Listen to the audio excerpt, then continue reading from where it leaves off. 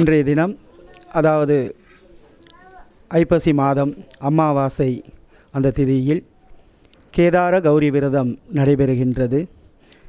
இந்த கேதார கௌரி விரதம் அதாவது நவராத்திரி நிறைவு நாளான விஜயதசமி அன்று தொடங்கி இன்றைய தினம் 21 நாள் பூர்த்தியாக நடைபெறும் இந்த கேதார கௌரி விரதம் அன்னை கௌரி அம்பாள் சிவனை அடைவதற்காக இந்த பூலோகம் வந்து சிவனை நான் மீண்டும் அடைய வேண்டும் என்று எந்த விரதத்தை மேற்கொண்டாள் என்று கேட்கும்போது இந்த கேதார கௌரி விரதம் அனுஷ்டித்து அந்த விரதத்தின் பலனாக சிவன் இன்றைய தினம் அன்னையை சரிபாகமாக கொடுக்கப்பட்ட அந்த நாள்.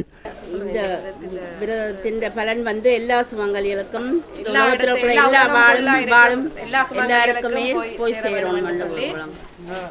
ஸ்ரீதேவி கருமாரியம்மன் ஆலயத்தின் சார்பாக நாங்கள் சுவாமி அவையில் இந்த அவையின் ஏற்பாட்டால் இதெல்லாம் நடக்குது.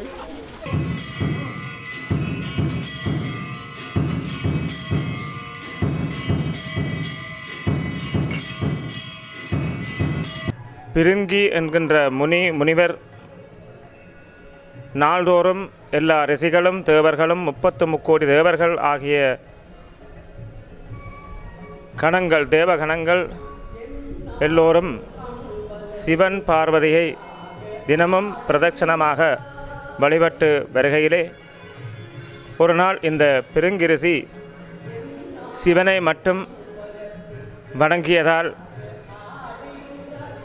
அம்பாள் கோபங்கொண்டு பூலோகத்துக்கு எழுந்தருளிய ஒரு நிகழ்வு.